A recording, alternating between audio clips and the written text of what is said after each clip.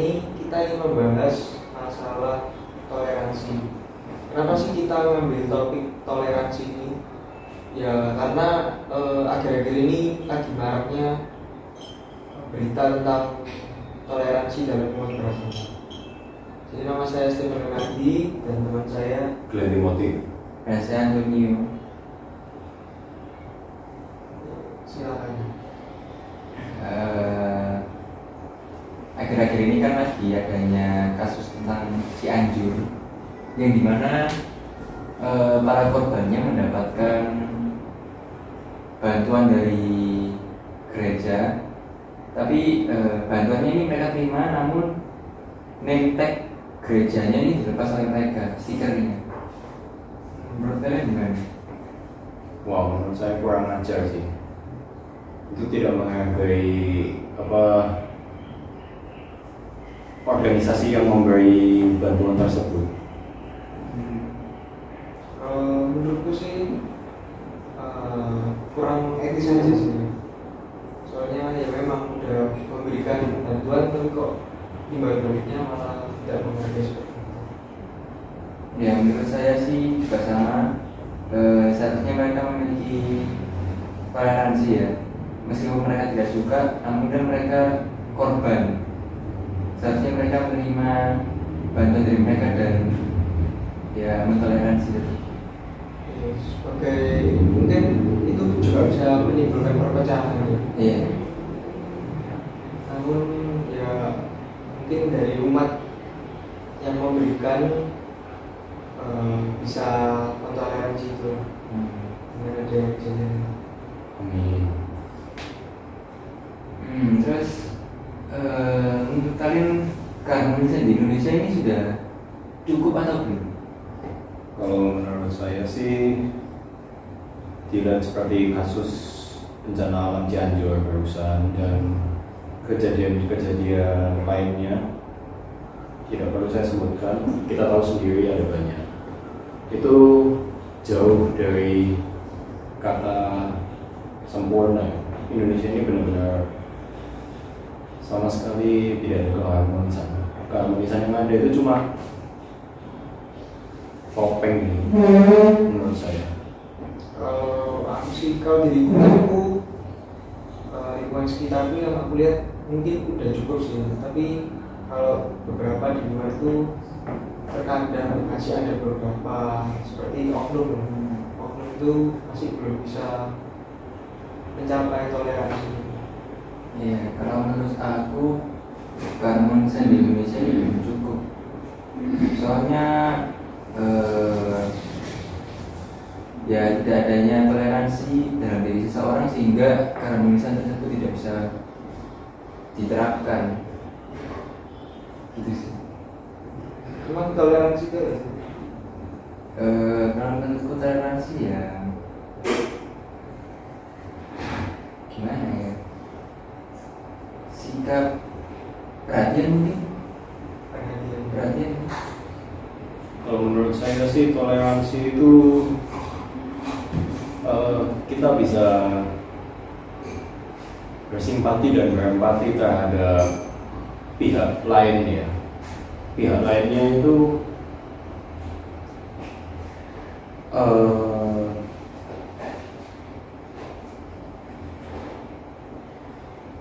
maksud saya pihak lain itu dalam konteks suku, agama, ras ya yang berbeda begitu. Kita bisa bersimpati dan berempati dan kita bisa seperti menempatkan posisi kita di posisi mereka dan memahami mereka, jadi ya seperti itu kalau menurut saya. Kalau aku sih cara kita buat gimana supaya kita itu lebih bisa menghargai perbedaan yang ada. Contoh ya ras, ekonomi. Contoh simpelnya ya di lingkungan sekitar kita, kayak teman-teman kita. Misalnya ada teman kita yang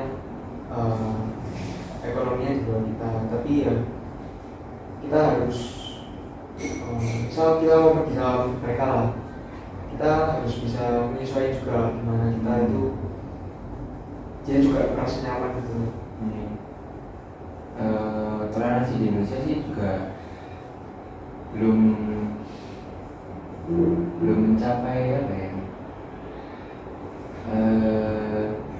belum cukup ya. Contohnya bisa dilihat kalau kayak ada kucing di jalanan yang kena tabrak atau apa, banyak kan orang tidak mau menolong ya. Kalau dibiarin ya dibiarin, kalau dibiarin udah cukup kan.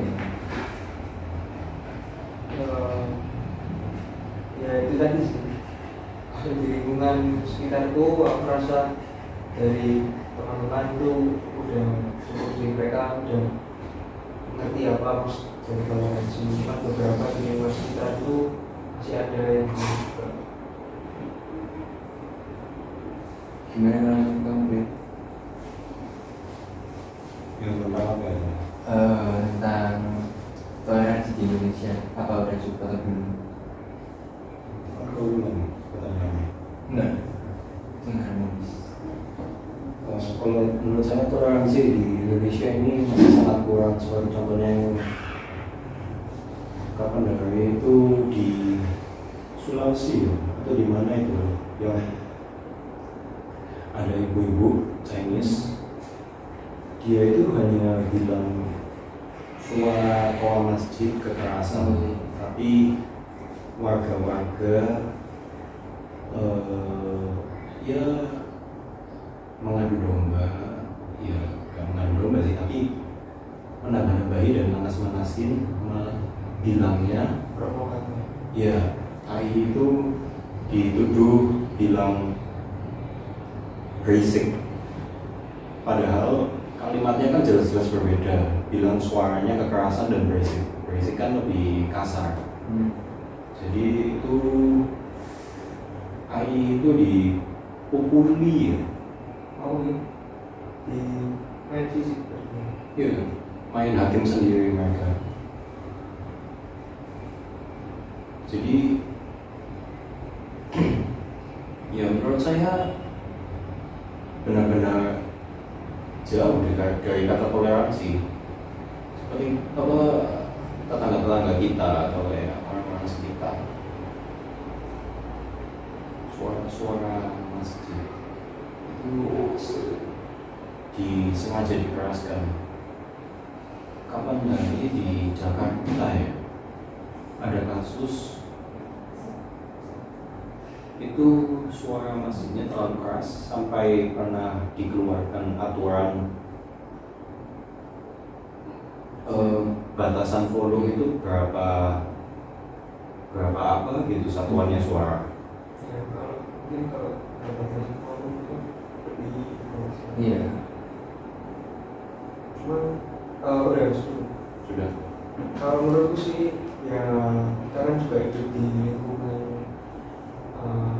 mayoritas umat muslim, jadi kita juga secara langsung kita juga harus punya sikap toleransi kan itu. Tapi dari segi itu dari umat mereka juga harus memiliki lah toleransi supaya juga Mereka juga harus mengerti lah. Kalau ada orang yang tidur atau apa,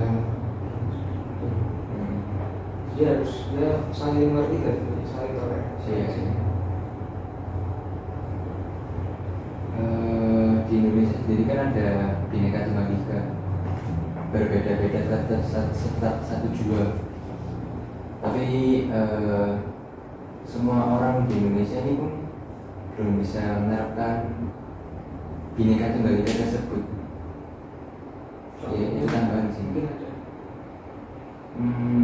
Ya contohnya yang apa ya? Adanya perbedaan agama, ras, dan budaya. Kadang orang-orang pun ya tidak bisa menerima adanya perbedaan tersebut di Indonesia. Mungkin ada faktor yang menyebabkan mereka tidak bisa menerima. Oke, Kalau saya tambahin lagi, kalau menurut saya akar dari ketidaktoleransian dan hal-hal tersebut itu menurut saya karena kesalahpahaman ya. Jadi di kaum sebelah mereka menganggap kami ini kaum sombong gitu karena banyak uang, sombong, pelit kalau di proses transaksi, seperti kayak orang Cina suka nipu-nipu, padahal banyak uang, pelit, suka meras-meras. Di kaum kami kesalahpahamannya juga mungkin kayak mereka orang-orang pribumi main seenaknya sendiri. Seperti contohnya ada beberapa bidang-bidang pekerjaan yang kaum kami tidak bisa masuki, seperti contohnya politik atau seperti PNS, militer. Setahu saya mungkin bisa ya, tapi susah sama seperti PNS. Jadi menurut saya berawal dari kesalahpahaman, lama-lama menjadi benci, lama-lama ya seperti itulah, menunggu api untuk nyala baru terjadi masalah.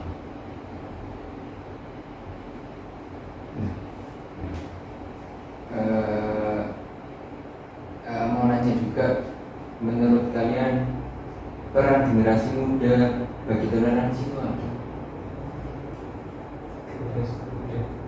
Kalau menurut saya sih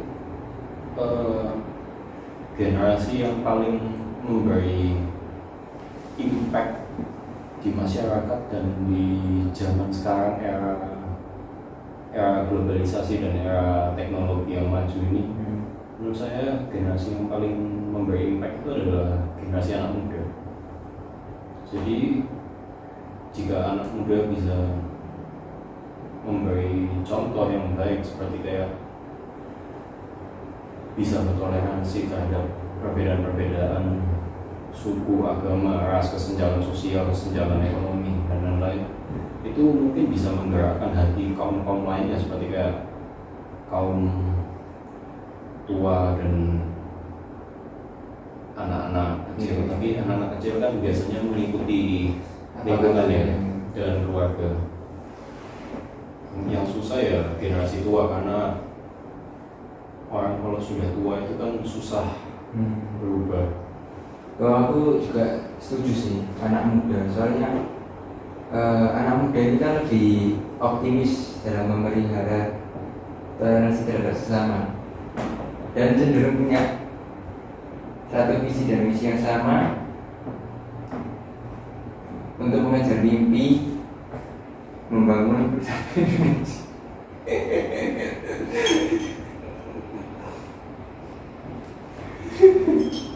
Apa lanjut namanya? Udah sih. Soalnya anak muda kan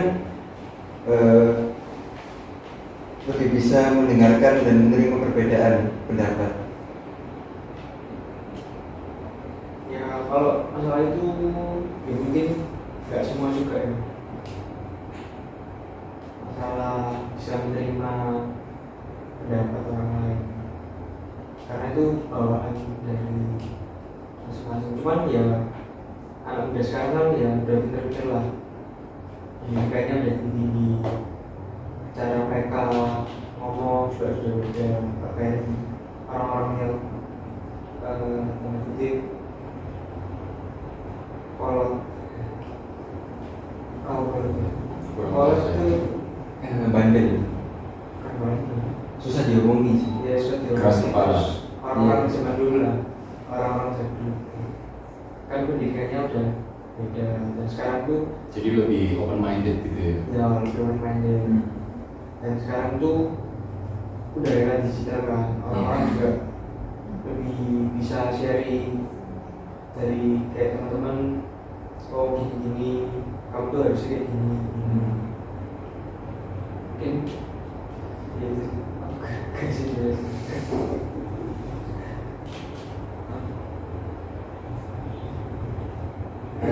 yang mantan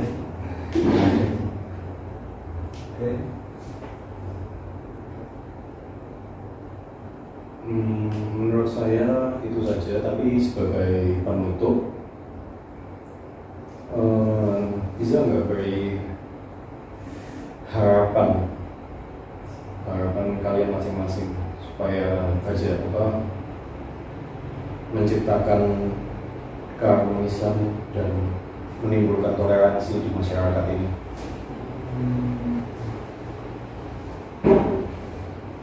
Kalau aku sih mengharapkannya ya semoga masyarakat Indonesia ini lebih memperbanyak toleransi, harmonis, terus sikap saling menghargai sesama, menghargai perbedaan. Ya itu aja. Kalau aku ya mungkin dari zaman udah lama itu udah ada gotong royong.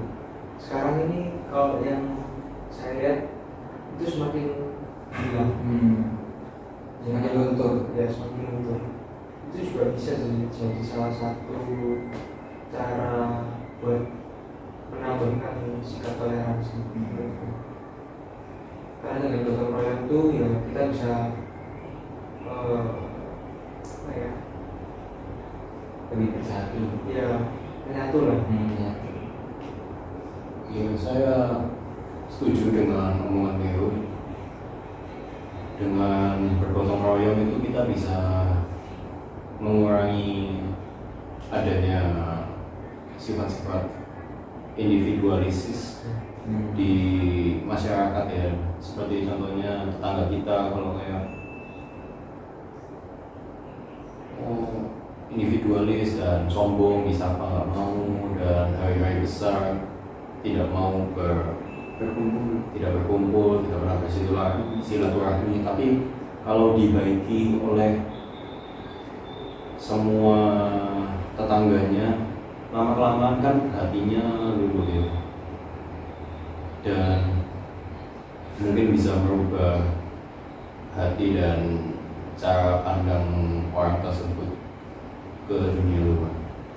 Dan kalau menurut saya harapan untuk toleransi itu dikarenakan Indonesia ini kan perbedaannya sangat banyak. Perbedaannya sangat banyak, dan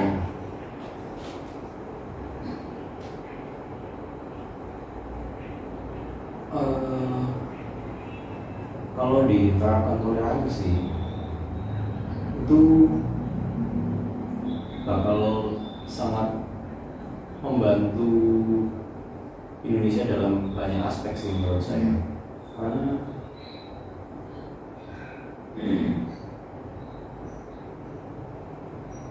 banyak perbedaan itu membuat iya, seperti contohnya orang Bali itu tidak suka dengan orang Jawa dan orang Papua. Kalau orang Jawa mereka tidak suka karena ketidakadilan yang diterima orang Bali dan orang Jawa. Contohnya harga, perbedaan harga. Lalu kalau orang Papua itu sering bikin masalah di Bali, dan orang Papua sendiri nggak senang dengan orang Jawa dan orang-orang lainnya karena mereka sama juga seperti orang Bali, tidak ada kesetaraan harga. Jadi menurut saya dengan bersifat toleransi kita bisa mengurangi adanya perpecahan dan perlahan-lahan bisa memajukan Indonesia dalam berbagai aspek.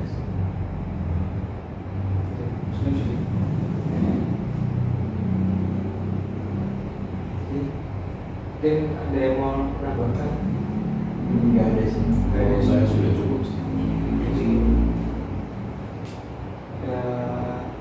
Penutupan?